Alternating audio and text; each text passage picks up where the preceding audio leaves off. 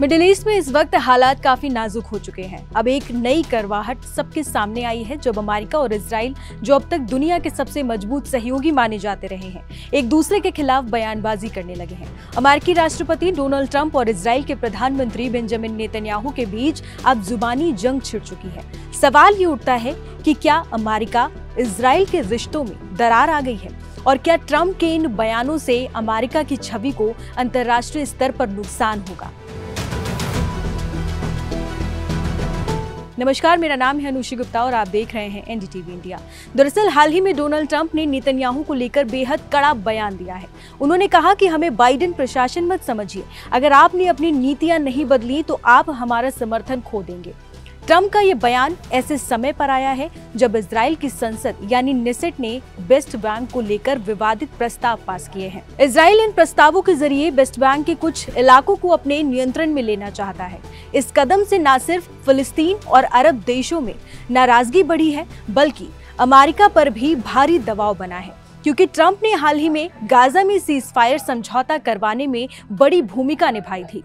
इसी बीच नेतन्याहू ने भी ट्रंप को जवाब देने में कोई कसर नहीं छोड़ी है। उन्होंने अमेरिकी प्रतिबंधी जेडी वेंस से मुलाकात के दौरान ये कहा कि इजराइल अपनी सुरक्षा खुद कर सकता है, हमें अमेरिका की मदद की जरूरत नहीं है। नेतन्याहू का ये बयान स्पष्ट संकेत देता है कि इजराइल अब अपनी नीतियों पर किसी का दबाव नहीं मानेगा। यही कारण है कि दोनों देशों के बीच पहले से चल रही रणनीतिक साझेदारी अब तनाव में बदल रही है। कई विश्लेषक मानते हैं कि अमेरिका की नीति हमेशा से दोहरी रही है। वो एक तरफ दुनिया के सामने खुद को शांति का समर्थक बताता है, लेकिन असल में इजराइल के साथ खड़ा रहता है। जब ईरान और इजराइल के बीच हाल ही में तनाव बढ़ा था, तब भी अमेरिका ने खुलकर इजराइल का बचाव ही किया था। इसीलिए डोनाल्ड ट्रंप का मौजूदा सख्त रुख कई विशेषज्ञों को सिर्फ दबाव की राजनीति लग रहा है, यानी वो दिखाने के लिए कठोर शब्दों का इस्तेमाल कर रहे हैं, पर जमीन पर उनका रवैया वही पुराना रहेगा, इजराइल के साथ खड़े रहने वाला। अब जरा गाजा और वेस्ट बैंक की स्थिति पर नजर डालते हैं। रिपोर्ट्स के मुताबिक इजराइल का एक प्लान है जिसके तहत गाजा को 2 हिस्सों में बांट दिया जाए। एक हिस्सा इजरायली सेना यानी आईडीएफ के नियंत्रण में रहे और दूसरा हिस्सा हमास के कब्जे में। इस योजना को अमेरिका की अप्रत्यक्ष मंजूरी भी बताई जा रही है, लेकिन इस प्लान ने अरब देशों को नाराज कर दिया है। संयुक्त अरब अमीरात यानी यूएई ने तो साफ चेतावनी दे दी है कि अगर गाजा को 2 भागों में तोड़ा गया तो वो किसी भी शांति बल का हिस्सा नहीं बनेगा। यूएई ने कहा कि ऐसा कोई भी कदम फिलिस्तीन के मुद्दे को हमेशा के लिए खत्म कर देगा। अब इस स्थिति में अमेरिका खुद उलझ गया है। एक तरफ वो शांति समझौते का गारंटर है, तो दूसरी तरफ उसी योजना का समर्थन कर रहा है जिसने गाजा टूट सकता है। यही विरोधाभास अमेरिकी विदेश नीति पर सवाल खड़े कर रहे हैं।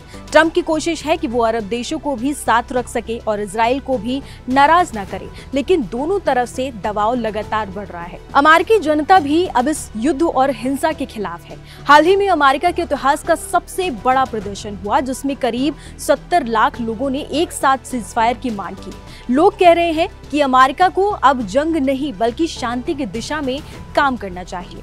अगर ट्रंप प्रशासन इजराइल की हर मांग मानता है तो अंतर्राष्ट्रीय स्तर पर अमेरिका की साख को गहरा झटका लग सकता है। इसी बीच फिलिस्तीन की राजनीति में भी नया मोड़ आ गया है। रिपोर्ट्स के मुताबिक इजराइल की जेल में बंद फिलिस्तीनी नेता मरवान बरगौती को वेस्ट बैंक का नया राष्ट्रपति बनाने की चर्चा चल रही है। अब ये कहा जा रहा है कि अमेरिका और इजराइल इस प्रस्ताव का समर्थन कर रहे हैं ताकि मौजूदा राष्ट्रपति महमूद अब्बास को हटाया जा सके। लेकिन सवाल ये उठता है कि किसी जेल में बंद व्यक्ति को सत्ता सौंपने का फैसला आखिर कौन कर रहा है और क्यों कर रहा है। फिलिस्तीनी जनता का ये कहना है कि नेता वही बने जिसे आवाम चुने, ना कि अमेरिका या इजराइल तय करे। हमास भी यही कह रहा है कि अगर कोई नई अथॉरिटी बनती है तो उसमें फैसला जनता को करना होगा। यूएई और दूसरे अरब देश भी अब इस बात से असहज हैं कि अमेरिका और इजराइल मिलकर फिलिस्तीन की राजनीति को नियंत्रित करना चाहते हैं। इससे मिडिल ईस्ट में असंतुलन और बढ़ सकता है। कुल मिलाकर इस पूरे विवाद ने अमेरिका और इजराइल के रिश्तों की हकीकत उजागर कर दी है। ट्रंप दबाव में है, एक तरफ अरब देशों की नाराजगी तो दूसरी तरफ अमेरिकी जनता की उम्मीदें। वहीं इजराइल अपने फैसलों पर अड़ा है और किसी की सुनने को तैयार नहीं। आने वाले दिनों में ये देखना दिलचस्प होगा कि क्या ट्रंप सच में इजराइल के खिलाफ कोई सख्त रुख अपनाते हैं या फिर इतिहास खुद को दोहराता है और अमेरिका एक बार फिर इजराइल के साथ खड़ा दिखता है। फिलहाल इतना तो तय है कि इस पूरे घटनाक्रम से अमेरिका की अंतर्राष्ट्रीय छवि पर बड़ा असर पड़ सकता है। ट्रंप ने खुद को शांति का मसीहा बताया था, लेकिन अगर इजराइल अपनी मनमानी जारी रखता है तो ये ट्रंप की सबसे बड़ी कूटनीतिक परीक्षा होगी। मिडिल ईस्ट में बढ़ते तनाव और अमेरिका इजराइल के रिश्तों में आई दरार ने वैश्विक राजनीति को एक नए मोड़ पर लाकर खड़ा कर दिया है। ट्रंप के बयान और नेतन्याहू की प्रतिक्रिया ने यह साफ कर दिया है कि अब सहयोग की जगह टकराव ने ले ली है। गाजा, वेस्ट बैंक और फिलिस्तीन की सत्ता को लेकर चल रही खींचतान ने न सिर्फ क्षेत्रीय अस्थिरता बढ़ा रही है, बल्कि अमेरिका की अंतर्राष्ट्रीय साख को भी चुनौती दे रही है। अब आने वाले समय में ये देखना होगा और अहम भी होगा कि क्या अमेरिका सच में शांति की दिशा में कदम उठाएगा या फिर रणनीतिक हितों के चलते इजराइल के साथ खड़ा रहेगा। ये सिर्फ एक राजनीतिक परीक्षा नहीं, बल्कि इंसानियत और न्याय की कसौटी भी होगी।